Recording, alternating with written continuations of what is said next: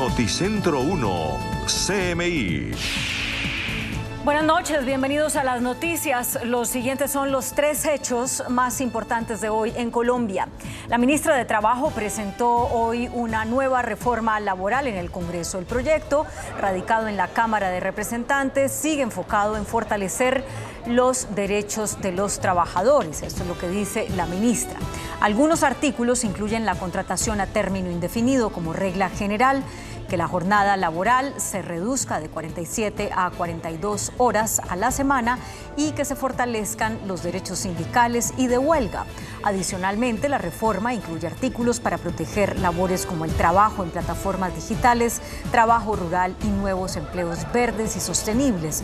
Vamos a hablar más de esta noticia en nuestra emisión nacional a las 9 de la noche.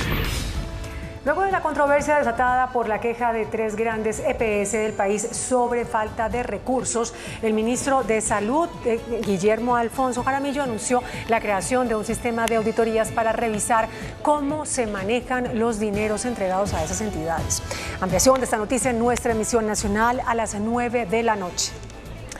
Desde esta noche vuelve el cierre de la vía Bogotá-Villavicencio ante el riesgo de lluvias que provocarían el desprendimiento de rocas y la obstrucción de la carretera. Este jueves la vía solo estuvo disponible por un par de horas, pues los operarios estuvieron recogiendo materiales que se desprendieron de la montaña y además en otro tramo de la carretera hubo protestas y bloqueos. Vamos a ampliar esta noticia en nuestra emisión nacional a las 9 de la noche. Las siguientes son las noticias más importantes del mundo hoy. Donald Trump se convierte en el primer expresidente de Estados Unidos en ser arrestado y procesado en una cárcel tras entregarse a las autoridades en Atlanta. El exmandatario pagó una fianza de $200,000 y fue puesto en libertad. Los 18 coacusados del círculo íntimo de Trump también fueron arrestados y procesados. Pese a los escándalos, Trump es el favorito de los republicanos para la nominación presidencial. Presidente Putin rompe su silencio sobre la muerte del líder de los mercenarios del grupo Wagner. Japón comienza a verter agua radiactiva de la planta de Fukushima al mar. Con Claudia Palacios y Margarita Ortega. El expresidente de Estados Unidos, Donald Trump, se entregó hoy para que le imputaran cargos por 13 delitos relacionados con el intento de revertir el resultado de las elecciones de 2020. Luego de ser reseñado y de pagar una fianza, el republicano salió de la cárcel del condado de Fulton, en Georgia. El expresidente de Estados Unidos, Donald Trump, dejó su casa en Nueva Jersey y llegó al estado de Georgia para entregarse en la cárcel del condado de Fulton para ser arrestado, antes de la fecha límite del 25 de agosto establecida por la Fiscalía del Distrito, por su presunta participación en una conspiración para anular el resultado en ese estado de las elecciones de 2020. La rendición de Trump se produce en medio de una abrupta reestructuración de su equipo legal. Llegó en una gran caravana y fue recibido por un esquema de seguridad y decenas de partidarios que demostraron su apoyo. El personal penitenciario le tomó las huellas dactilares y una fotografía policial y se convierte así en la primera vez que un expresidente ingresará a una cárcel y se le tomará una foto frontal.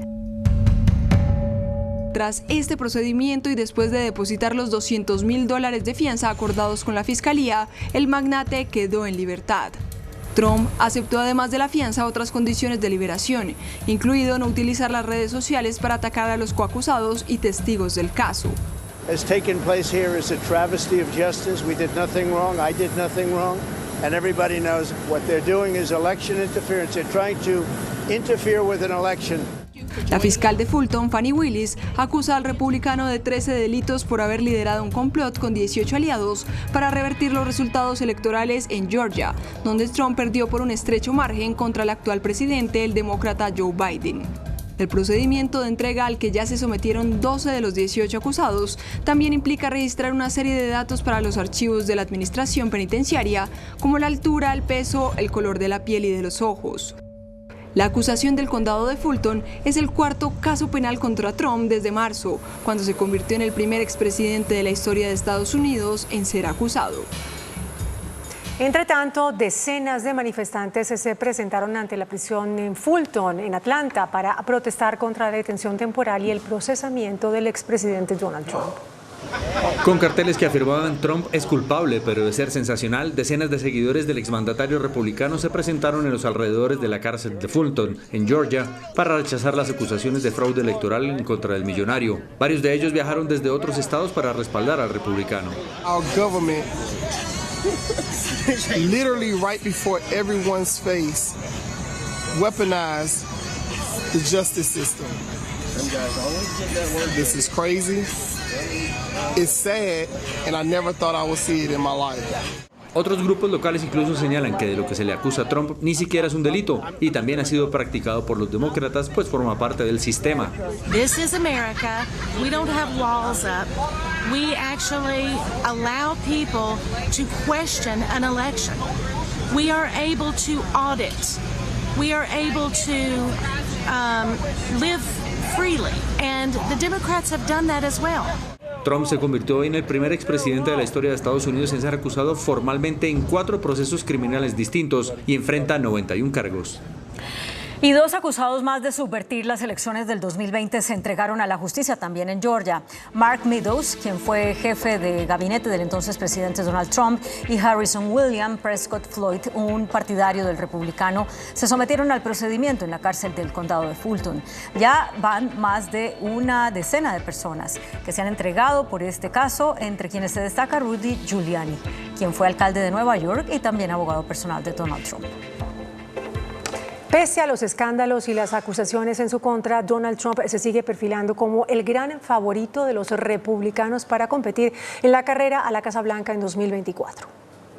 Según la más reciente encuesta revelada por la Siena College y el New York Times, entre los 7 candidatos oficiales del Partido Republicano, el expresidente Trump figura de lejos como el favorito para quedarse con la nominación de los conservadores para las presidenciales.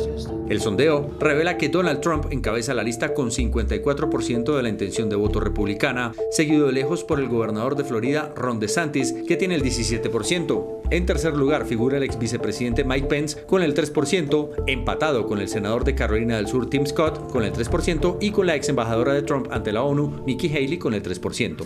Más abajo aparece el empresario millonario de descendencia india Vivek Ramaswamy con el 2%, empatado en la cola de la lista con el ex gobernador de Nueva Jersey, Chris Christie, con el 2%.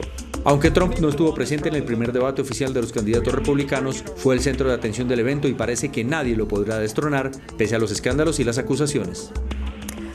Bueno, y anoche se llevó a cabo el debate de los precandidatos republicanos. Los aspirantes conservadores a la presidencia se atacaron entre sí y también atacaron al ausente más notable, a Donald Trump. Fue bien combativo este primer debate, hubo una serie de enfrentamientos acalorados que reflejaron la ferocidad de la competencia por erigirse en la principal alternativa del partido para ocupar la Casa Blanca. No obstante, a pesar de estos ataques, al final varios de los candidatos señalaron que apoyarían a Trump si este es quien gana la nominación y aún si es condenado por un delito. Vladimir Putin habló por primera vez tras la muerte de Yevgeny Prigozhin. Dijo que fue un hombre talentoso que cometió errores. El presidente de Rusia, Vladimir Putin, habló por primera vez este jueves sobre el accidente aéreo en el que supuestamente murió el líder del grupo Wagner, Yevgeny Prigozhin, junto a otros 9 pasajeros. Envió sus condolencias a las familias de los fallecidos y describió a Prigozhin como un talentoso hombre de negocios, pero también afirmó que cometió errores en lo que se interpreta como una alusión a la fugaz rebelión del grupo Wagner contra el Kremlin a finales de junio. То прежде всего хочу выразить слова искреннего соболезнования семьям всех погибших. Это всегда трагедия. И действительно, если там находились, вроде первичные данные говорят о том, что там находились и сотрудники компании «Вагнер». Reconoció la labor del grupo de mercenarios en su causa contra Ucrania. Он был талантливый человек, талантливый бизнесмен. Работал не только у нас в стране и с результатом работал, но и за границей, в Африке в частности. Занимался там нефтью, газом. El mandatario ruso dijo que el jefe del comité de investigación de su país informó sobre el inicio de la investigación sobre el accidente del avión con Prigozhin a bordo. Y desde Ucrania, el mandatario de ese país, Volodymyr Zelensky, aseguró que Ucrania no estuvo involucrada en el siniestro aéreo en el que murieron todos sus ocupantes y estaría Prigozhin, y acusó a Rusia de los hechos. El presidente ucraniano Volodymyr Zelensky afirmó este jueves que su país no tiene nada que ver con la presunta muerte del jefe del grupo Wagner, Yevgeny Prigozhin, en un accidente de avión, insinuando en cambio la responsabilidad de Rusia. Що стосується, по-перше, ми не маємо відношення до цієї ситуації. Це точно. Я думаю, всі усвідомлюють, хто має відношення. No obstante, el mandatario dijo que la muerte del jefe de Wagner es algo bueno para su país. En su declaración, el presidente aprovechó incluso para hacer una broma al respecto. Afirmó que cuando pidió apoyo aéreo a los socios, no era esto lo que había pensado. En Estados Unidos, 4 muertos y más de 6 heridos dejó un tiroteo masivo en California. Un exmiembro de la policía intentaba asesinar a su exesposa. Un tiroteo en el condado Orange dejó al menos 4 muertos, entre ellos el sospechoso y varios heridos. Un hombre de 59 años abrió fuego en un popular bar de moteros ubicado en una localidad a 90 kilómetros al sureste de Los Ángeles. El tirador ha sido identificado por las autoridades como John Snowlin, un policía retirado de la ciudad de Ventura. El objetivo del ataque era su exesposa, una clienta habitual del establecimiento.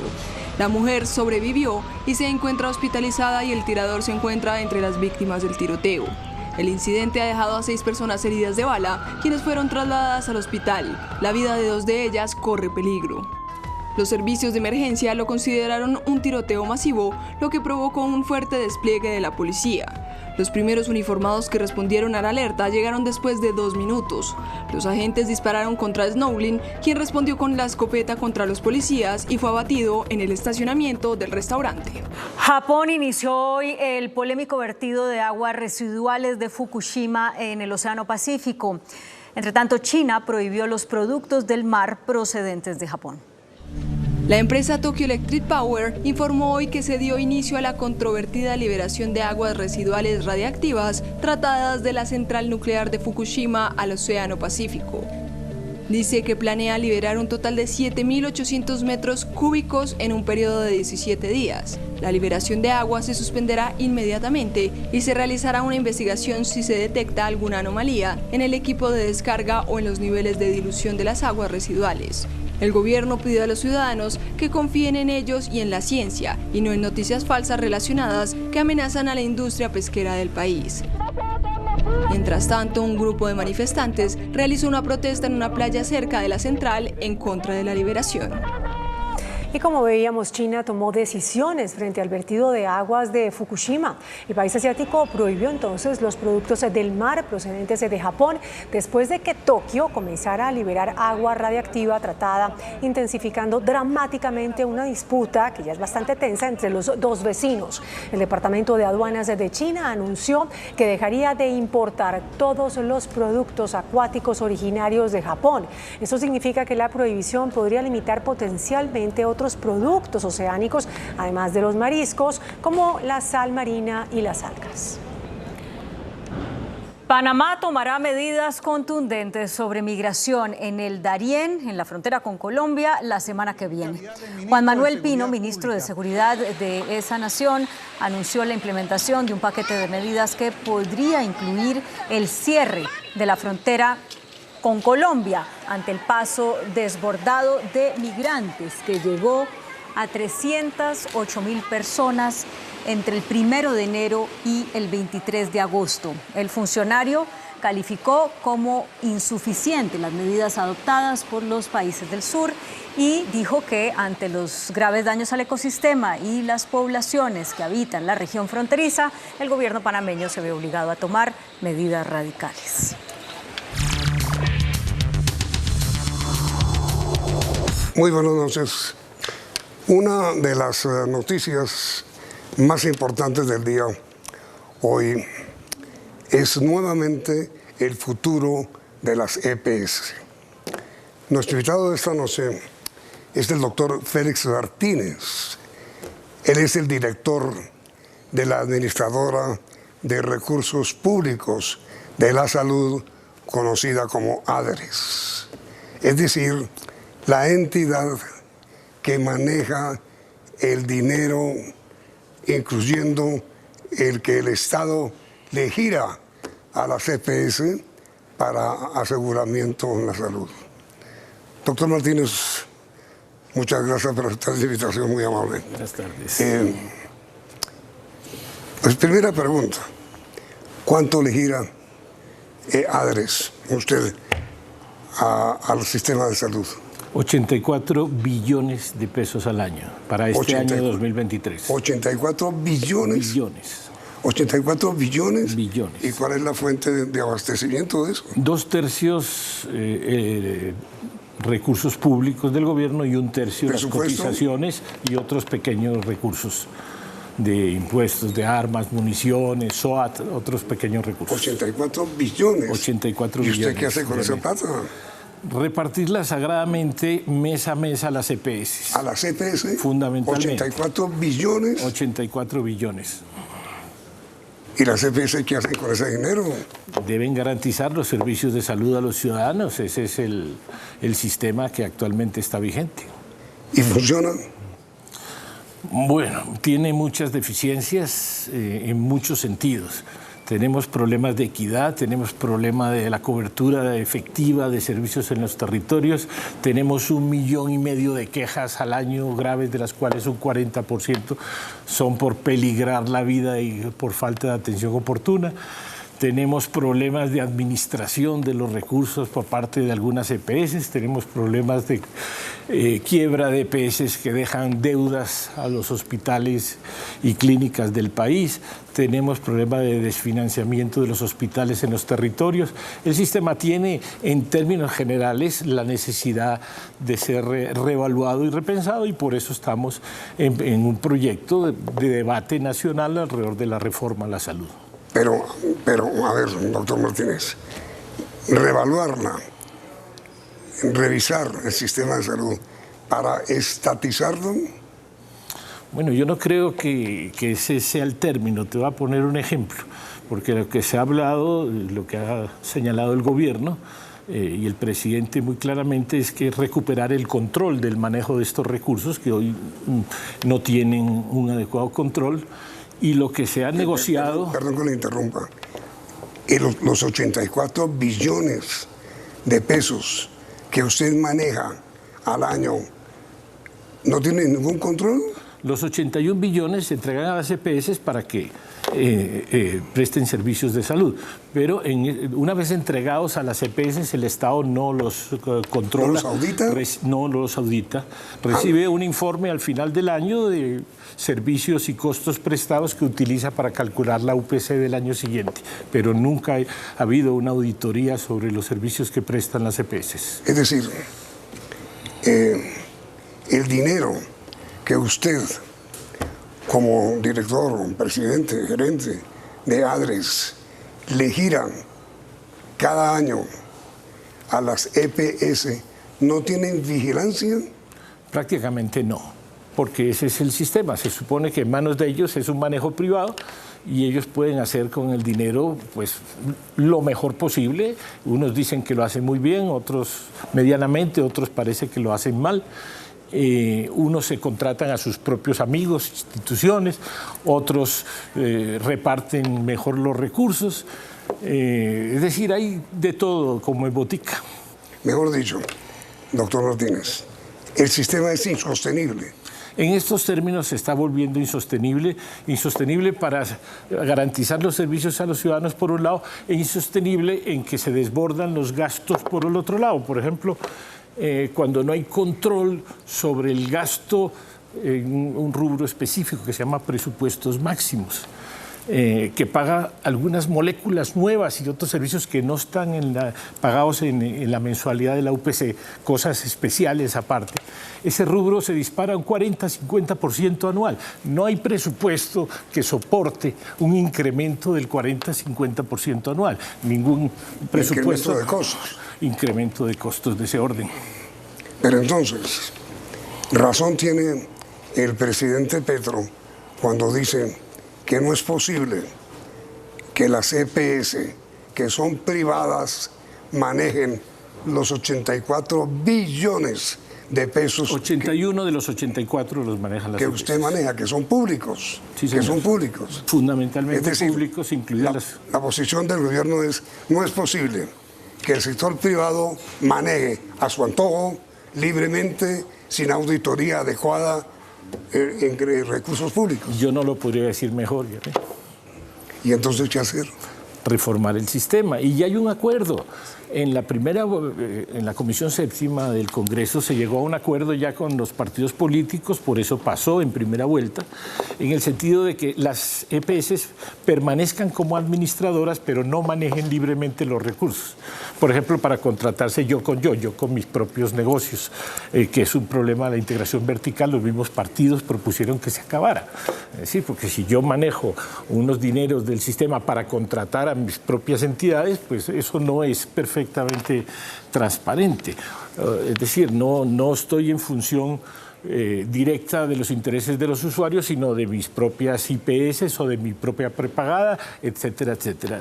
Se requiere, por tanto, recuperar el control, que administren, pero que sepamos qué gastan, dónde gastan, qué pagan, y que los pagos se hagan a través de un pagador único, lo que ya, digamos, se ha consensuado con los partidos políticos.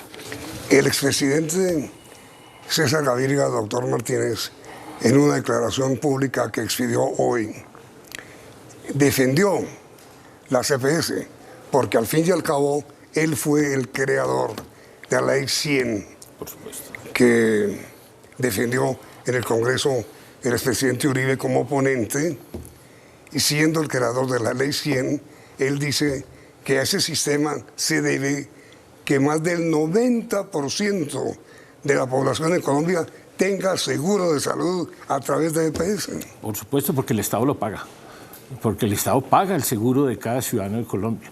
Y eso ha sido un esfuerzo terrible, ha sido una pelea terrible ante la Corte Constitucional para igualar el derecho de los ciudadanos pobres de Colombia que no cotizaban a un seguro completo. Esto ha sido un debate de muchos años y se ha logrado. No lo han logrado las EPS, lo hemos logrado todos los colombianos, lo hemos logrado gracias a la Corte Constitucional.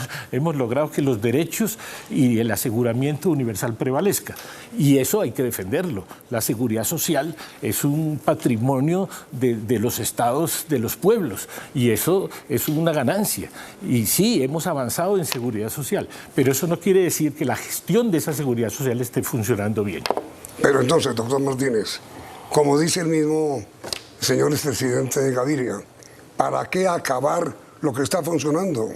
Bueno, el mismo presidente Gaviria, en reuniones que yo he estado, donde él ha estado sentado con otros partidos políticos discutiendo la reforma, y con sus representantes se han aprobado que se conviertan en gestoras de salud de vida, administradoras, pero que haya más control con los recursos. El Partido Liberal recomendó también acabar la integración vertical, o sea, los contratos de yo con yo. Es decir, hay una conciencia también, y el mismo presidente dijo otra vez que la reforma ya iba bastante más consensuada que la inicial que se ha presentado. Sí, digamos, que no haya integración vertical, es decir, que no haya Sanitas, seguro y clínica. Y prepagada. Entonces es una integración donde yo puedo decir, pierdo la EPS, pero está ganando la prepagada, está pagando la clínica porque tengo un holding. Entonces las cuentas así se vuelven un poco menos transparentes. Pero entonces, doctor Martínez, mire, ¿cómo hace la gente del común como yo para creer en usted? Se lo pregunto con todo respeto. ¿Por qué? Porque todo el mundo conoce de su bonomía y de su honestidad. Pero usted trabaja con 800.000 personas. Pues. ¿Cómo hace el país para tener una seguridad de que estos 84 billones de pesos se manejan bien? La propuesta que se viene defendiendo es fundamentalmente la transparencia. Te voy a contar un ejemplo.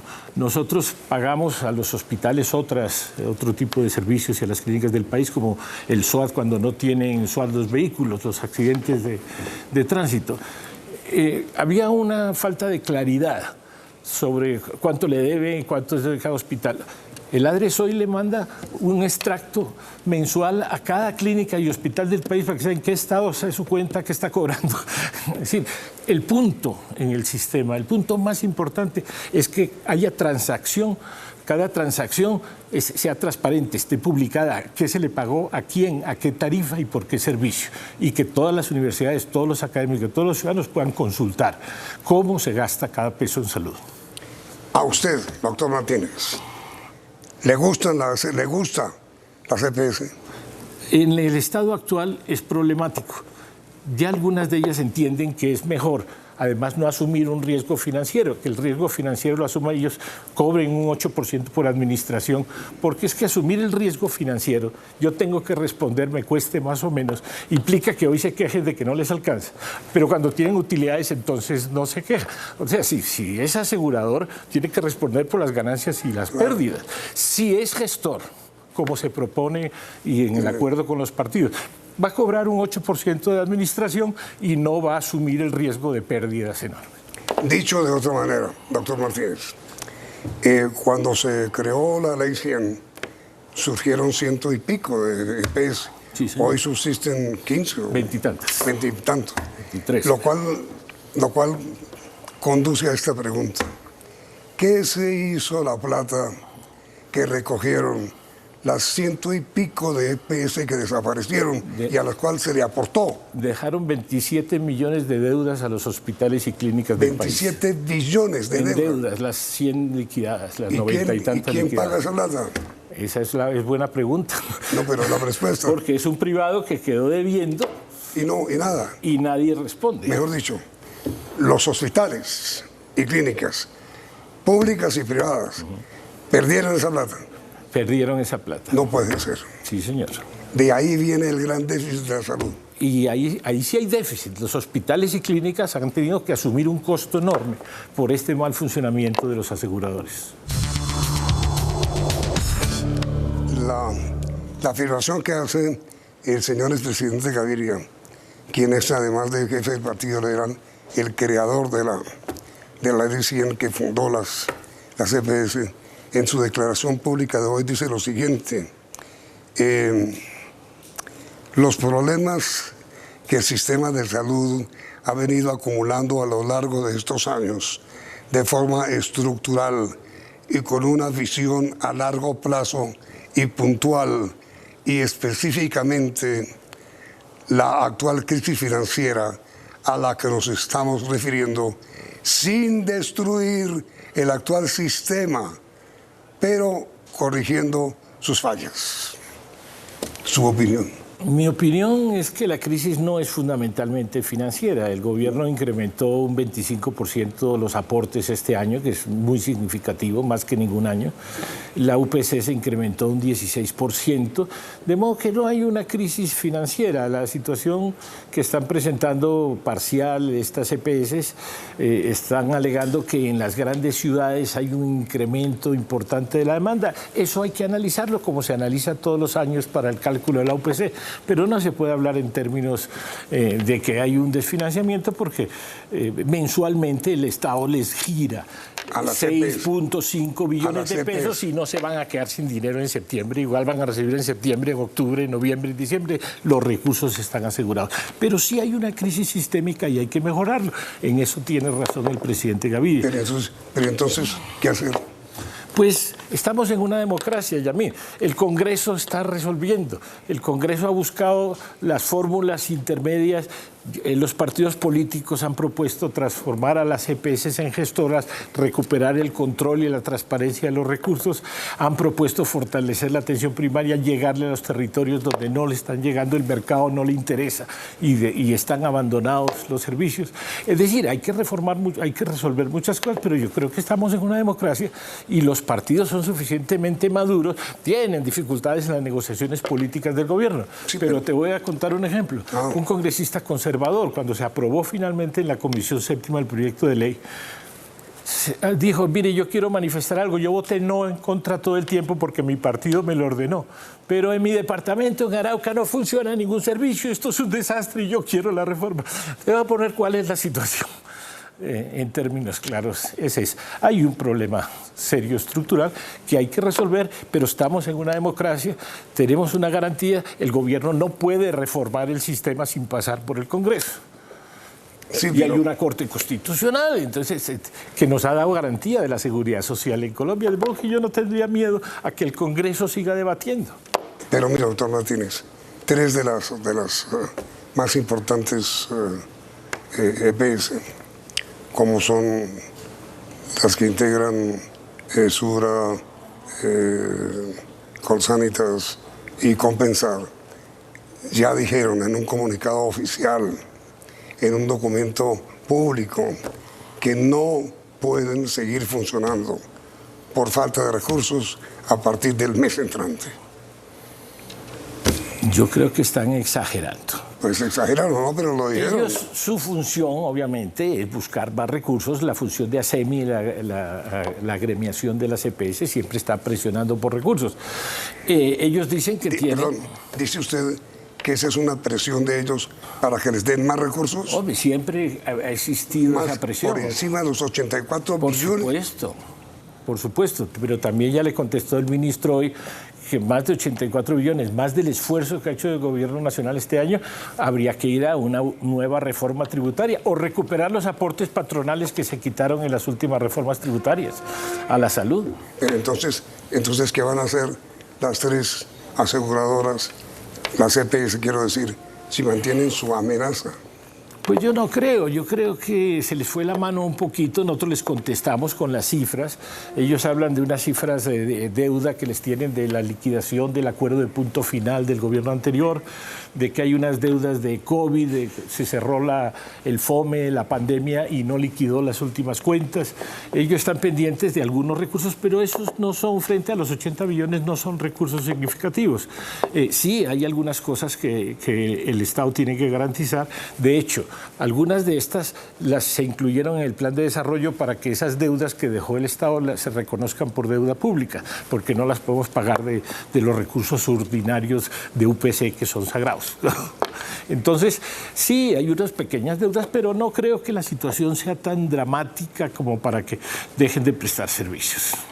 Pero miren, ahora, si lo dejaran de prestar, crearían una emergencia social que el Estado tendría, pero yo no creo que eso sea un hecho, ni mucho menos. Pero, mire, nosotros vemos que con lo que pasó hoy se abriría un camino, que es el que propone el expresidente Gaviria, que es el diálogo a través del Congreso de la República desde la próxima semana. Por supuesto, que ese es el camino de la democracia. Seguir debatiendo el proyecto de ley. Vamos ahora para plenaria de Cámara y seguiremos después por comisiones de Senado. Pero sin que haya posiciones irrevocables, irrecambiables, como pasó con la exministra Corcho. Bueno, yo... usted cede su cargo a Corcho. Bueno, sí, ella efectivamente me nominó para el cargo, pero lo quiero decir es que hay mucha crispación política, sí. Más que no solo el debate de la reforma misma, como lo expresé en el ejemplo del candidato del Partido Conservador, que sí quería votar los artículos, pero políticamente no había acuerdo con el gobierno. Está mezclado el problema político, ¿cómo se llama? Pues la gente está, en general, bien asegurada o no. Sí está asegurada, la gente sí está asegurada. Entonces, según el presidente Gaviria, autor de uno de los proyectos que está en el Congreso, ¿para qué cambiar lo que está funcionando? No, hay que mejorar lo que está funcionando. Las EPS no se propone que desaparezcan ya hay un acuerdo de eso, se van a transformar en administradoras del sistema. Pero, ¿transformar durante cuánto tiempo?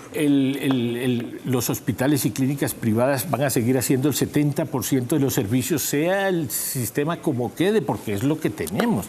O sea, no hay ninguna estatización, lo que hay únicamente es un control de los recursos públicos y una necesidad de hacer equidad y llegar a poblaciones que hoy no tienen servicios. Es decir, mejor dicho, lo que usted pide es que le den a usted, como director de la ADRES, o a la ADRES, pues si no es usted, medios, instrumentos adecuados para controlar qué se hace con esos 84 billones de pesos que le entregan a las EPS.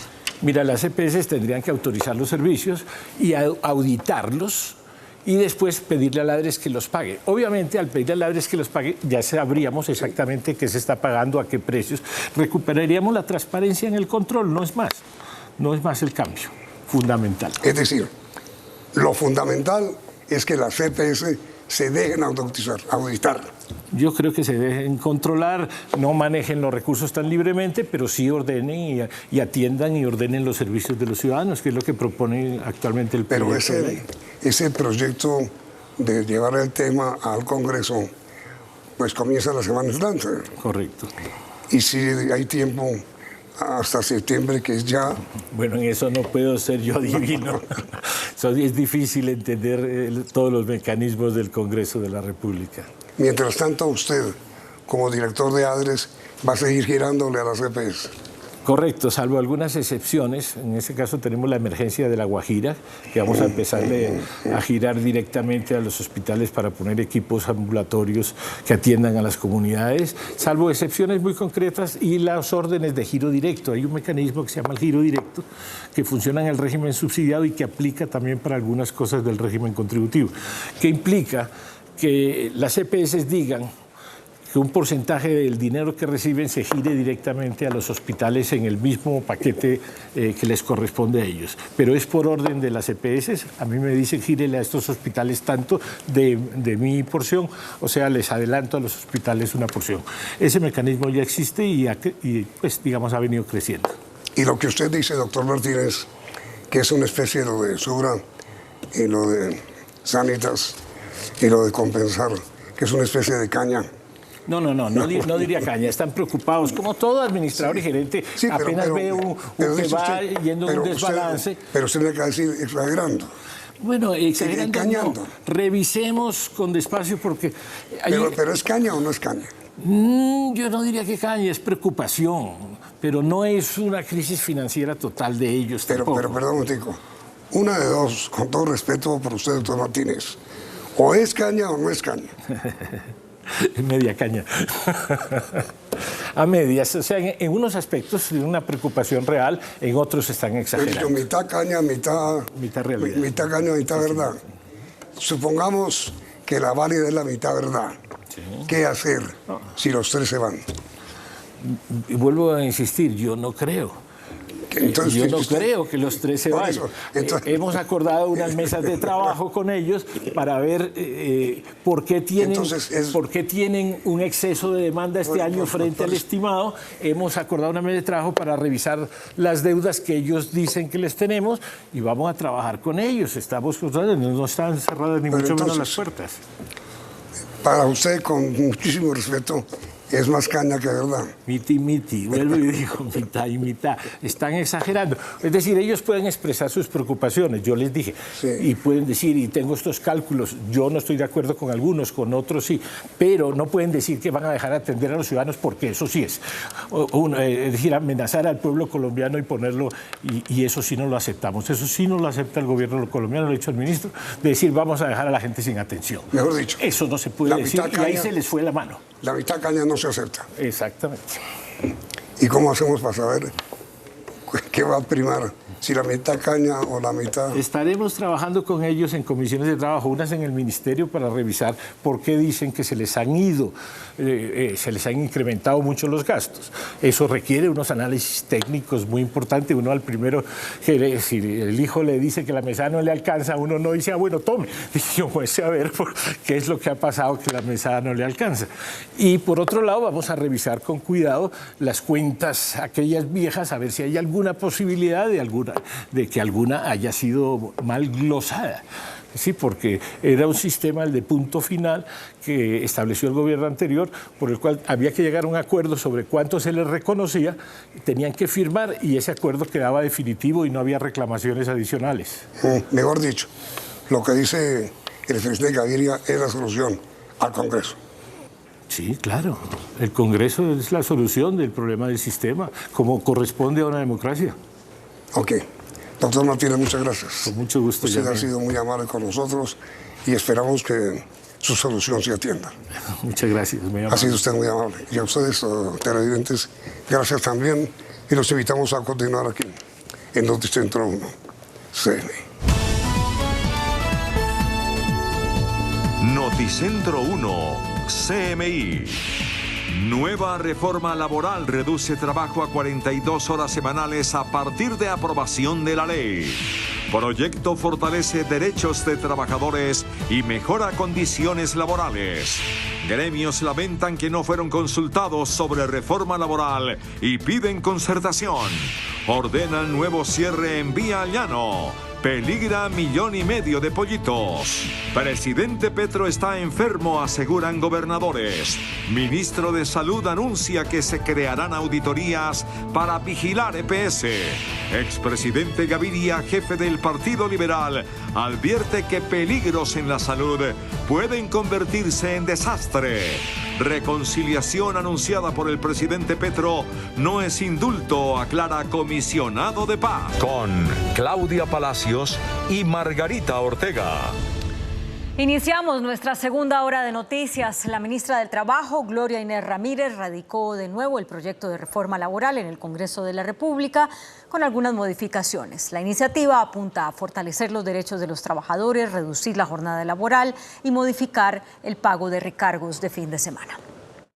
Sin previo aviso, la jefe de la cartera de Trabajo presentó en la Secretaría de la Cámara de Representantes un nuevo proyecto de reforma laboral. El documento contempla relación laboral. La regla general será la contratación a término indefinido. Sin embargo, se permitirán los contratos a término fijo, superiores a 1 mes y hasta por 3 años. También se podrán celebrar contratos por obra y labor para actividades específicas. El texto contempla un contrato de aprendizaje a término fijo y remunerado. Horarios laborales. La jornada diurna irá desde las 6 de la mañana hasta las 7 de la noche y la nocturna desde las 7 de la noche hasta las 6 de la mañana. La jornada laboral será de 42 horas a la semana. El empleador y el trabajador definirán cómo distribuir las horas por día. Sobre el recargo por trabajar un domingo o día festivo, proponen que pase del 75% adicional a un salario diario al 100% adicional. El aumento será progresivo. Para 2024 el pago será del 80% adicional, 2025 90% y 2026 100%. Trabajo en plataforma digital. Tiene 2 modalidades, dependiente e independiente. Sobre la seguridad social con los trabajadores dependientes, la empresa deberá realizar los pagos al sistema. En el caso de los independientes, el empleador paga el 60% de la seguridad social y el trabajador el 40%. Estas empresas de plataformas digitales deberán inscribirse ante el Ministerio de Trabajo para informar de manera trimestral el número de empleados activos. Sobre trabajos especiales como el rural, se mantiene la primera propuesta realizada por esa cartera, un contrato agropecuario no menor a un salario mínimo y con las condiciones laborales correspondientes. Flexibilidad laboral. Se define una jornada flexible para trabajadores con responsabilidades de cuidado, también horarios flexibles para cuidadores de personas discapacitadas. La licencia de paternidad se aumentará progresivamente. En 2024 será de 8 semanas, en 2025 10 semanas y 2026 12 semanas. Transición justa hacia economías y sociedades ambientalmente sostenibles. Se incluye un capítulo para apoyar la reindustrialización que propone el gobierno y nuevos empleos sostenibles, donde crean e incentivan los empleos verdes, trabajo a distancia, teletrabajo, protección laboral a procesos de descarbonización y transición energética. Libertad sindical. Sobre derechos colectivos se fortalece la asociación sindical, se prohíben los pactos colectivos y se fortalece el derecho a la huelga. Esta ley entraría en vigencia en el momento de su aprobación. Los gremios económicos se lamentaron que no se les consultara en la construcción del proyecto de la reforma laboral. La radicación del proyecto de la reforma laboral generó un malestar en los gremios de la producción nacional que lamentaron la falta de concertación y consenso para la construcción de la iniciativa. Fenalco señaló que no se les tuvo en cuenta. No se puede desconocer que el empresariado es la gran fuerza que mueve no solamente la economía, sino el bienestar y el empleo de los colombianos. Para COPI, la reforma laboral sigue generando dudas por un texto que el sector empresarial no conoce. Nosotros como gremio, hasta el momento no tengo entendido si la presidenta había tenido la invitación de la socialización, pero no hasta el momento tenemos información de qué se radicó, si es la misma o ha cambiado o qué formación tiene diferente a la reforma anterior. Desde la ANDI, Bruce McMaster señaló: como miembros de la Comisión Tripartita de Políticas Laborales, le habíamos solicitado formalmente al Ministerio que citara a una reunión para debatir un nuevo proyecto. Esto no sucedió. Le pedimos adjuntar al proyecto la evaluación de impacto sobre el empleo hechos por el gobierno. Todos necesitamos saber si se crean o destruyen empleos. Se hace un llamado al Congreso a un debate responsable. Y el presidente de la Central Unitaria de Trabajadores, Fabio Arias, aseguró que la reforma laboral garantiza generación de empleo. La Central de Trabajadores celebra la erradicación de un nuevo proyecto de reforma laboral. Aseguran que sí garantiza la generación de nuevos empleos. Creemos que sigue teniendo la recuperación de derechos, que es para nosotros un tema muy, pero muy importante. El proyecto de ley garantiza de que se van a formalizar las trabajadoras domésticas, los trabajadores rurales, y hay un inicio de formalización en las plataformas digitales. Los trabajadores convocaron a marchas el próximo 20 de septiembre como apoyo a las reformas presentadas por el gobierno. Desde esta noche vuelve el cierre a la vía Bogotá-Villavicencio ante el riesgo de lluvia que provocaría el desprendimiento de rocas y la obstrucción en la carretera. Este jueves hubo colapso en la movilidad con el represamiento de miles de camiones en la salida de Bogotá. Este fue el panorama de gran parte del día en el sur de Bogotá, con cientos de transportadores en sus vehículos represados, a la espera de poder salir con destino a Villavicencio. Algunos llevan días con sus vehículos en parqueaderos, a la espera de que haya normalidad en la vía. Si nos toca quedarnos, pues toca amanecer aquí entre los carros, porque ¿para dónde agarramos con estos carros? Toca amanecer aquí entre los carros, porque ¿qué hacemos? No sé ni qué hacer, porque la verdad no hay ni parqueaderos donde ubicar los vehículos. No hay un restaurante, no hay un baño para uno ni nada. Aquí estamos a la intemperie. La vía al llano duró menos de 12 horas con tránsito, pues en la madrugada hubo desprendimiento de piedras y en el día los funcionarios de la concesionaria estuvieron recogiendo las rocas. Hay alta probabilidad de lluvia en horario nocturno y es necesario garantizar la seguridad tanto de los residentes de la zona de Guayabetal como de los usuarios de la carretera que estén, digamos, circulando. Adicionalmente hubo manifestaciones y cierres en el kilómetro 44 por parte de los habitantes de la vereda Guacapati, que piden acciones concretas. La comunidad otra vez volvió y cerró la vía, y entonces aquí estamos y hasta nuevamente esperar a ver hasta cuándo nos vuelven a dar vía. El calvario para los transportadores continúa, pues se espera que llueva esta noche y en la madrugada, lo que llevaría al desprendimiento de roca u otras situaciones riesgosas en la vía. La situación de los transportadores incluso se sintió en la movilidad en Bogotá, afectando el funcionamiento del transporte público en el sur de Bogotá, especialmente en el sector de Usme y El Tunal. El presidente de la Federación Nacional de Avicultores, Gonzalo Moreno, advirtió que 79 granjas y 1,5 millones de pollitos están en riesgo por el cierre de la vía al llano. El gremio de los avicultores alerta por la situación de las granjas en Cundinamarca por los bloqueos en la vía al llano. No se ha podido entrar todo el alimento necesario.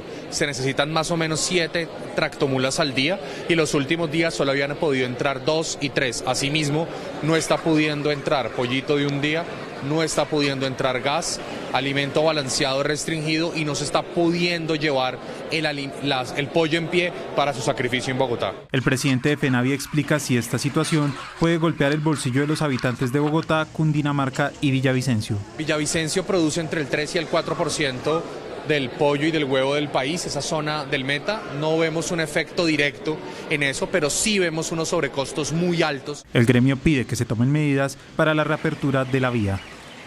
En Corabastos ha disminuido hasta un 50% el ingreso de camiones provenientes del llano. Hay alzas en los precios del plátano, la yuca y el maracuyá. Cada vez son menos los camiones que entran a Corabastos provenientes del llano. Ayer llegaron como 80 y hoy llegaron como la mitad. La intermitencia en la reapertura de la vía ha dificultado sobre todo la llegada del plátano y la yuca. La semana pasada se conseguía una bolsa de yuca en 45.000 pesos. Esta semana ha estado entre 60 y 65.000. El plátano la semana pasada está en 45, llegó a 70.000 pesos la bolsa de plátano. Aunque la central mayorista más grande del país no hay desabastecimiento, preocupa que los productos del llano duplicaron su precio y están llegando de menor calidad. La papaya es un alimento muy perecedero, entonces no puede aguantar mucho tiempo en carretera, entonces ya llega dañada. Entonces un ejemplo, llega un guía, como pueden ver acá. Los plátanos llegan pintones, Si fuera verde vale 35.000 pesos, así hay 20.000. Hay algunos alimentos que ya empezaron a escasear. El aguacate está escaso, estaban 5.000 y ahorita le suben a 6 para vender a 7 el kilo. Corabastos está permitiendo el ingreso y descarga de los productos provenientes del llano a cualquier hora del día. La ministra de Agricultura, Jennifer Mojica, anunció un plan de acción para evitar el desabastecimiento de alimentos por el cierre de la vía al llano. El plan de acción busca garantizar el suministro de alimentos básicos perecederos de la canasta familiar, además de alimento balanceado para animales. Se ha priorizado el transporte de alimentos e insumos agropecuarios para la vía habilitada de Yopal-Villavicencio, que está habilitada en horario diurno, con un tonelaje que está reducido para evitar que se dé un mayor desprendimiento de la bancada. Este transporte es prioritario para poder garantizar tanto el ingreso de alimentos a Bogotá como el ingreso de materias primas a los llanos. También se anunció un programa de compras públicas, tanto en el departamento del Meta como de Cundinamarca, para que no se pierdan los cultivos de los productores. Especialmente para que la comida no se pierda. Nosotros de ninguna manera vamos a permitir que la comida se pierda en una situación de inseguridad alimentaria en nuestro país, y en esto estamos diseñando conjuntamente también con todos los gremios con los que tenemos una conversación 24/7. Se tendrá un trabajo coordinado desde todas las entidades del Estado. 4 gobernadores que fueron esta tarde a la Casa de Nariño revelaron que el presidente Gustavo Petro no los acompañó en una reunión que tenían programada porque sigue con quebrantos de salud. Por esa misma razón fue aplazado un encuentro con el Consejo Gremial Nacional previsto para el mediodía. Tras las tensiones que ha tenido el gobierno nacional con los gobernadores del país, sobre todo en temas de seguridad y procesos de paz, a la Casa de Nariño asistieron hoy los 4 del litoral pacífico: Nariño, Cauca, Valle del Cauca y Chocó. Garantía para elecciones, inversión para sus regiones y declaratoria de emergencia social y económica para 3 de esos departamentos del sur del país fue lo que pidieron. Queremos informar que el señor presidente seguía con quebrantos de salud, a quien deseamos que su pronta recuperación. Pidiéndole al gobierno nacional es la declaratoria de emergencia económica y social para el departamento de Nariño, para el Cauca y para el Putumayo. Pedimos también que se adelanten las elecciones con las garantías correspondientes en todos los municipios del departamento del Cauca. Hemos pedido una intervención diferencial, así como el señor presidente lo hizo en el hermano departamento de La Guajira. Nosotros pues también esperamos que se haga para nuestro departamento. Los 4 gobernadores dijeron salir satisfechos del encuentro que sostuvieron con los ministros del Interior, Luis Fernando Velasco, de Defensa, Iván Velázquez, y con el secretario general de la Presidencia o director del DAPRE, Carlos Ramón González. Y a la solicitud de un informe sobre el estado de salud del presidente Petro hecha por dirigentes de la oposición debido a sus frecuentes ausencias, miembros del partido de gobierno como la senadora María José Pizarro consideraron que es una bajeza y un extremo pedirle al Senado que le ordene un examen físico al mandatario. Hay división de opiniones. Desde el Centro Democrático, el senador Miguel Uribe Turbay pide el examen médico para el presidente Petro. Pues termina uno preguntándose si tiene o no la salud necesaria precisamente para poder gobernar Colombia. Desde Cambio Radical, David Luna asegura que la impuntualidad de Petro es un mal ejemplo para el país. Yo le haría un llamado de atención y es que no se comprometa y simplemente asista a lo que verdaderamente está comprometido. La primera vicepresidenta del Senado, María José Pizarro, considera que es un irrespeto al presidente Petro. Así que me parece no solamente inadecuado, absolutamente fuera de lugar, porque no existe competencia en el Congreso de la República, e irrespetuoso con un presidente que por supuesto ha demostrado tener todas las capacidades para dirigir y para gobernar nuestro país. Me parece un acto de profunda bajeza. Las bancadas de oposición de Cambio Radical y Centro Democrático pedirán la semana entrante al Senado que exija al presidente Petro un informe sobre su estado de salud física y mental. Continúa la discusión entre el ministro de Salud y 3 grandes EPS del país. El ministerio anunció auditorías a las EPS del país para identificar cómo están usando los más de 80 billones de pesos que les gira. No pueden asustar a los colombianos, ni puede utilizarse a las EPS como un instrumento político. Esto dijo el ministro Guillermo Jaramillo sobre el déficit de recursos que argumentan las EPS Sanitas con Pensar y Sura. No hay una evidencia para señalar que los cálculos de la UPC realizadas para el 2023 resulten insuficientes 8 meses después.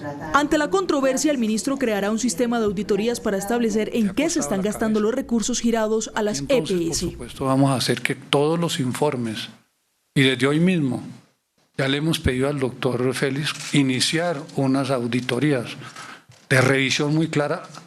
Sobre la posible dificultad de esas entidades para ofrecer servicios después de septiembre, el gobierno afirmó que de registrarse una emergencia por la desaparición de esas EPS, se adelantará un plan de contingencia. Si hay una quiebra de una EPS, por cualquier razón que sea, vaya a quedar ningún paciente, niño, joven, mujer, hombre, adulto o mayor, por fuera de la atención que el Estado tiene la obligación de brindar. Tenemos los recursos. El funcionario advirtió que varias entidades no están cumpliendo con la gestión de la atención de más de 12 millones de usuarios y están siendo vigiladas. Ni sus reservas técnicas, ni su capital, sus funciones no están cumpliendo adecuadamente, están dejando de prestar servicios. A la fecha se giraron 19.39 billones de pesos a las EPS del régimen contributivo y 17.16 billones a las del subsidiado. El expresidente César Gaviria advirtió que el sistema de salud en Colombia enfrenta una grave crisis financiera y previó que si no hay una acción urgente del gobierno se presentará un colapso con resultados devastadores para los colombianos. En una declaración pública, el expresidente y director nacional del Partido Liberal, César Gaviria, llama la atención porque, según su concepto, el sistema de salud enfrenta una crisis financiera que al final tiene repercusiones negativas en la atención que demandan millones de colombianos. Colombia está afrontando y está por afrontar un problema gravísimo. Tal vez el principal desarrollo que hubo en los años 70, cuando le dimos una vuelta a las instituciones de este país, fue el sistema de salud. Es un sistema que es de lejos el mejor de América Latina y uno de los mejores del mundo. El presidente Petro ha logrado deformar eso, tratando de sumar los muertos por accidentes y por violencia y por guerrilla a los muertos que se producen de manera natural, y con eso ha producido unas cifras que impactan como si el sistema no funcionara. Pero eso es falso. El sistema es supremamente bueno y todo el mundo lo reconoce. Ahora, este tema de las EPS lo han descuidado de una manera impresionante. Están buscando que el sistema se colapse y los colombianos se van a quedar todos, hasta el último colombiano se va a quedar sin servicio de salud. Y es por allá para donde van, y ellos no miden consecuencias. Ellos no se dan cuenta que no tienen con quién administrar ese sistema, que ellos no son dueños de las EPS, que no se las pueden tomar a la brava, y que un país como Colombia con un sistema de salud colapsado es un verdadero desastre. El expresidente Gaviria indica que esta crisis es generalizada y se debe a problemas estructurales no corregidos por el actual gobierno y a su deliberada agudización por ineficiente gestión y conducción. Pues yo francamente, si el gobierno no toma decisiones pronto y no habla pronto y no llega a acuerdos pronto, no tengo dudas de que un sistema de salud como el colombiano colapsado va a tener resultados devastadores sobre la vida social de los colombianos. La Asociación de Pacientes de las EPS pidió un acuerdo urgente entre el gobierno y esas entidades para salvar la vida de millones de colombianos que verían afectados sus derechos a la salud si se mantiene el conflicto entre las dos partes. Los usuarios se dividen entre quienes defienden las EPS y quienes creen que prestan un mal servicio. Para la Asociación de Pacientes, actualmente unas EPS cumplen y otras no. Lo que se ve en el aumento de las peticiones, quejas y reclamos que pasaron de 650.000 a más de 1.300.000. Probablemente, si no hay un acuerdo entre las EPS, 25 millones de ciudadanos se verán seriamente afectados. ¿Qué EPS tiene capacidad administrativa, financiera y capacidad de red para recibir de la noche a la mañana 25 millones de afiliados? Esto llevaría a una crisis inevitable del sistema de salud. Los usuarios de las EPS se dividen a la hora de calificar el servicio. Yo he tenido buen servicio. Pues yo nunca he tenido problemas con ninguna de ellas. Pues mal, sinceramente mal. Muy regular. El debate está abierto. La expareja de Nicolás Petro, Daisuris Vázquez, compareció ante el fiscal Mario Burgos, investigador de las denuncias sobre el presunto ingreso de dineros ilícitos a la campaña Petro Presidente. La diligencia judicial duró 2 horas, se llevó a cabo en el edificio Mansur, en el centro de Barranquilla. Daisuris Vázquez amplió sus denuncias ante la Fiscalía en calidad de testigo por las revelaciones que ella misma hizo en marzo pasado sobre ingreso irregular de dinero a la campaña Gustavo Petro a la presidencia. El alto comisionado para la paz, Danilo Rueda, explicó que la ley de reconciliación nacional que propuso el presidente Gustavo Petro, en la cual estarían los narcotraficantes, no sería para dar amnistías o indultos. Según el comisionado de paz, la propuesta de una ley de reconciliación viene por una recomendación de la Comisión de la Verdad que pidió hablar con todos los grupos violentos del país. Nadie está hablando de amnistías e indultos, simplemente estamos retomando las conclusiones de la Comisión de Esclarecimiento de la Verdad que invitó a todos los gobiernos a iniciar diálogos con la mayor diversidad de grupos armados, y eso es lo que estamos desarrollando. La ley respetará los estándares internacionales para garantizar que no haya impunidad, dijo el comisionado. Cualquier proyecto de ley tiene siempre como centro el respeto a los estándares internacionales, verdad, justicia, reparación y garantías de no repetición. Todos los procesos de construcción de paz tienen mecanismos de esclarecimiento judicial que permitan generar políticas que garanticen la no repetición. Comisiones técnicas tanto de la Casa de Nariño como de la Oficina del Comisionado trabajan en los artículos que se incluirán en esta ley de reconciliación y que será presentada ante el Congreso de la República. La directora de la Misión de Observación Electoral, Alejandra Barrios, pidió que el país no se confunda con tantas cifras sobre los municipios en riesgo para las próximas elecciones. Y en cambio, llamó la atención para que haya garantías para candidatos, electores y autoridades. La Misión de Observación Electoral, MOE, considera que el proceso de elecciones en Colombia resulta afectado por diferentes factores, como la violencia, los delitos electorales y las campañas políticas, según la directora Alejandra Barrios. No con esta cantidad de cifras lo que tenemos que hacer es tomar las decisiones necesarias para poder brindar garantías en 3 niveles. 1, garantías a los candidatos de todas las organizaciones políticas para que puedan hacer proselitismo electoral. En segundo lugar, garantías para los funcionarios públicos. Y en tercer lugar, se tiene que dar garantías a la ciudadanía para que pueda tomar la decisión de votar libremente por el candidato y el partido de su preferencia.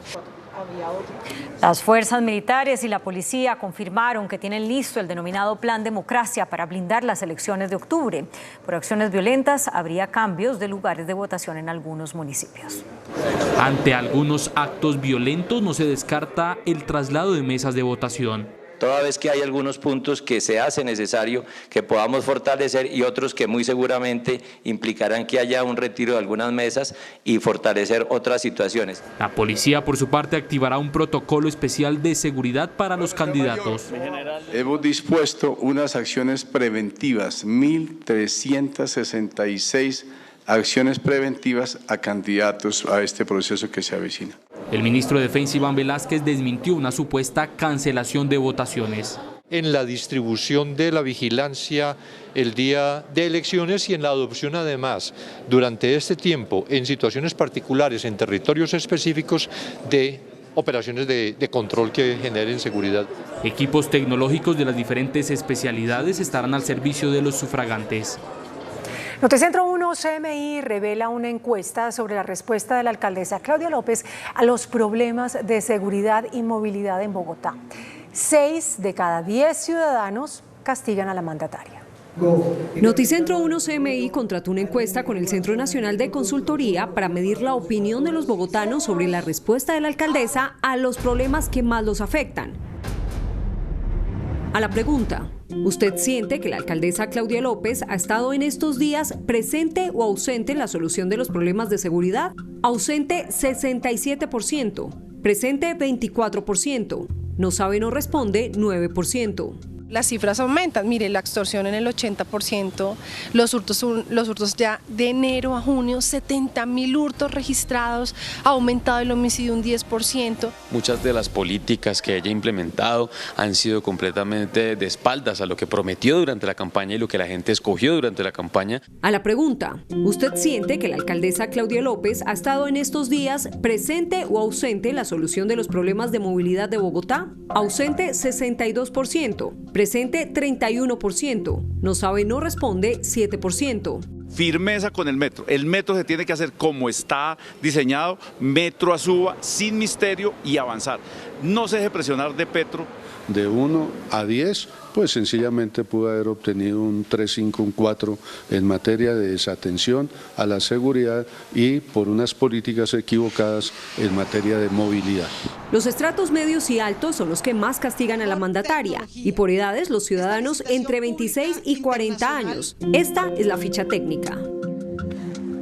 La policía de Bogotá reveló que diariamente recibe denuncia de 15 casos de abuso sexual.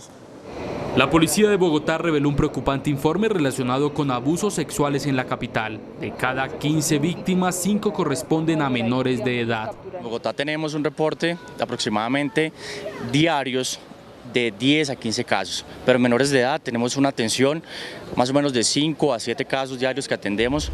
Las mujeres también siguen siendo las que más denuncian. El caso más reciente se presentó dentro de un Transmilenio. En video quedó grabado el presunto acosador. Se presentó un caso por injurias de hecho donde un hombre le estaba realizando tocamientos a una mujer. Las cifras de denuncias van en aumento. El sistema de transporte masivo llevamos hasta el momento 219 capturas y sí le agradecemos el apoyo a la comunidad porque estamos respaldando a las mujeres. El llamado a la comunidad es a denunciar ante las autoridades. El candidato a la alcaldía de Medellín, Federico Gutiérrez, dijo que si el gobierno libera a los jefes de las bandas criminales de esa ciudad, responsabiliza al presidente Gustavo Petro de lo que pueda pasarle. Según el candidato, la exploración que hoy hace el gobierno para otorgar permisos temporales a 17 exjefes de estructuras delincuenciales de Medellín y el Valle de Aburrá es una fachada del presidente Gustavo Petro para interferir en las elecciones locales. Presidente Petro, de manera criminal, quiere incidir en las elecciones locales para que yo no sea alcalde de Medellín. Yo quiero, a partir de este momento, decirle al presidente Petro que lo hago responsable, no solo por mi seguridad y por mi integridad, sino por la de los ciudadanos de Medellín que temen a los jefes de estas estructuras criminales que van a poder volver a los barrios. Dijo que de ser necesario acudirá a instancias internacionales como la Comisión Interamericana de Derechos Humanos. Ante el aumento del cruce de migrantes indocumentados por el tapón del Darién, las autoridades estudian el cierre total de la frontera con Panamá. Alerta máxima en la frontera con Panamá, justo en el tapón del Darién. Desde la ONG Human Rights Watch se alertó de un paso desmesurado de personas desde Colombia hacia Panamá. En lo que va de agosto han cruzado el Darién un promedio de casi 2.500 personas por día. Si ello continúa, serán casi 80.000 en el mes. Por lejos, la cifra más alta de la que se tenga registro. Urge una respuesta regional para proteger los derechos de migrantes y refugiados. Las autoridades de Panamá y de Colombia estudian un inminente cierre fronterizo para evitar este flagelo. La Corte Constitucional reiteró la sentencia que despenalizó el aborto hasta la semana 24 de gestación.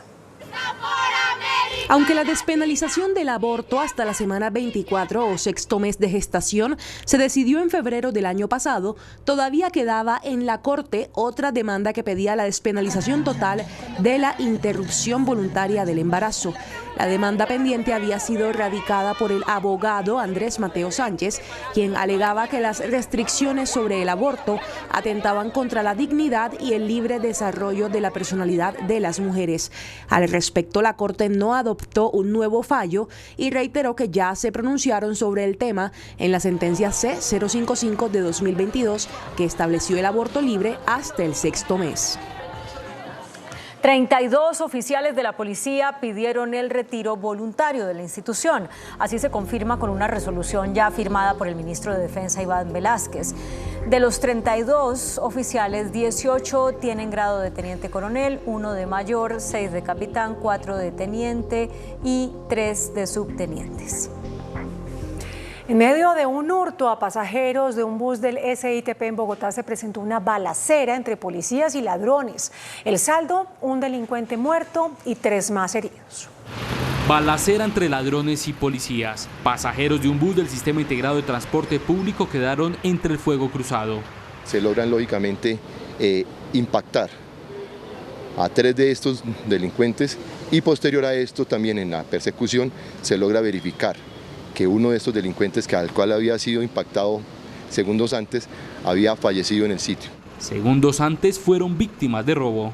Un bus del SITP habían sido en esos momentos víctimas de hurto, las personas que estaban en el mismo. Celulares y computadores de los pasajeros se recuperaron. El expresidente de Estados Unidos, Donald Trump, se entregó hoy y le fueron imputados cargos por 13 delitos relacionados con el intento de revertir el resultado de las elecciones de 2020. Luego de ser reseñado y de pagar una fianza, salió de la cárcel del condado de Fulton, en Georgia. El expresidente de Estados Unidos, Donald Trump, dejó su casa en Nueva Jersey y llegó al estado de Georgia para entregarse en la cárcel del condado de Fulton para ser arrestado, antes de la fecha límite del 25 de agosto establecida por la Fiscalía del Distrito, por su presunta participación en una conspiración para anular el resultado en ese estado de las elecciones de 2020. La rendición de Trump se produce en medio de una abrupta reestructuración de su equipo legal.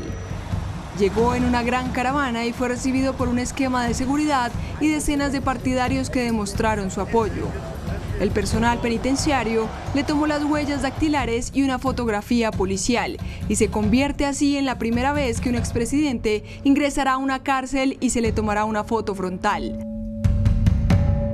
Tras este procedimiento y después de depositar los $200.000 de fianza acordados con la Fiscalía, el magnate quedó en libertad. Trump aceptó además de la fianza otras condiciones de liberación, incluido no utilizar las redes sociales para atacar a los coacusados y testigos del caso. Has taken place here is a travesty of justice. We did nothing wrong. I did nothing wrong, and everybody knows what they're doing is election interference. They're trying to interfere with an election. La acusación del condado de Fulton es el 4º caso penal contra Trump desde marzo, cuando se convirtió en el primer expresidente de la historia de Estados Unidos en ser acusado. Luego de que el Palacio de Nariño anunciara la cancelación de la cita que tenían con el presidente, los miembros del Consejo Gremial Nacional reclamaron mayor atención del gobierno para abordar temas de la agenda nacional. La noticia económica del día. La inasistencia al Congreso de la ANDI y la cancelación de la reunión de este jueves en Palacio de Nariño por parte del presidente Gustavo Petro tiene inquietos a los gremios al manifestar que hay temas de agenda nacional que no dan espera. Desde el Consejo Gremial Nacional se busca abordar con el gobierno temas de seguridad y la realidad de la economía del país. Plantearles temas de muchísima importancia para el desarrollo del país y que obviamente no dan más espera, como la inseguridad que se ha tomado las calles, las carreteras, las ciudades, los campos de Colombia, la extorsión reina. Se espera fortalecer la interlocución con el gobierno. Pareciera que el presidente no se siente cómodo con los empresarios ni con los gremios, su inasistencia a los eventos continuamente o sus llegadas tarde o sus cancelaciones. La reunión se programó para el próximo martes. El gobierno y los fondos privados mantienen diferencias sobre el proyecto de reforma personal. El seminario de ANIF analizó la reforma pensional que el gobierno tramita en el Congreso de la República. Se mantienen las diferencias por el umbral de cotización por parte del gobierno y los fondos privados. El ministro de Hacienda, Ricardo Bonilla, se mantiene en la propuesta para quienes estén entre 1 y 3 salarios mínimos en aportes a Colpensiones. Por encima de ese rango lo harían a las administradoras. Se tratará de buscar acuerdos. ¿Para qué quieren reducir el umbral? Tenemos dos extremos. Quienes quisieran que el umbral fuera 1, y entonces la pregunta es, ¿eso es una posición de los fondos? Entiendo que los fondos saben que a ellos les interesa más 2 que 1. El funcionario dijo que de mantenerse el modelo se acabarán los fondos privados debido al incremento del traslado de las administradoras a Colpensiones. Hay que construir un sistema complementario y no competitivo. Que si dejamos el sistema competitivo, los fondos se acaban en 5 o 6 años porque la gente se traslada masivamente. Los fondos consideran que el umbral debe ser de un salario mínimo. Construir la mejor reforma pensional que necesite Colombia y los colombianos. El Congreso de la República y particularmente el Senado. La discusión está abierta y será el Congreso el que defina el proyecto. El presidente de Campetrol, Nelson Castañeda, reportó una caída de los ingresos petroleros en el primer semestre del año. En el primer semestre del año se registraron ingresos por 44.3 billones de pesos en el sector petrolero, mientras un año atrás se presentaron 51,4 billones de pesos. Esto representa una caída del 13,8%. La tendencia se da por los menores precios del petróleo y la depreciación en la tasa de cambio. La industria de hidrocarburos enciende las alarmas. El comportamiento de estas variables genera alertas para tomar decisiones de país que eviten impactos negativos en los volúmenes de producción de hidrocarburos, la generación de empleos de calidad, impuestos, regalías y encadenamientos productivos en las regiones. De acuerdo con el dirigente, la menor actividad también afectó el empleo. La reducción de actividad implicó una pérdida cercana a los 13.000 empleos entre directos e indirectos en las regiones de operación por la reducción de la actividad de taladros de perforación. Las menores cifras afectaron el recaudo de regalías, que para el primer trimestre del año cayó 8,7%. El índice de capitalización de la bolsa, que mide el comportamiento de las 25 principales acciones, cerró al alza. El índice selectivo MSCI Colcap de la Bolsa de Valores de Colombia se ubicó en 1.101 puntos.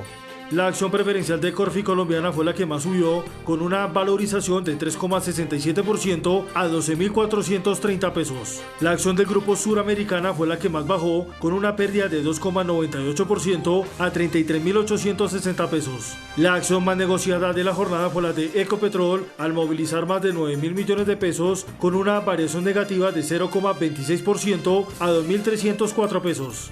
El dólar cerró a la baja. Indicadores económicos en Noticentro 1 CMI.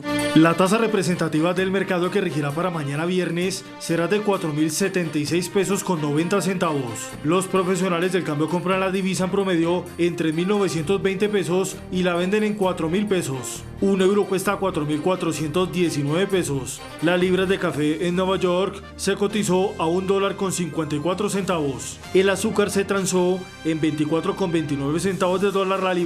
El barril de petróleo WTI se cotizó en $78.86. La referencia Brent para Colombia se cotizó en $83.14. Una acción de Ecopetrol cuesta 2.304 pesos. Hasta aquí Noticentro 1 CMI.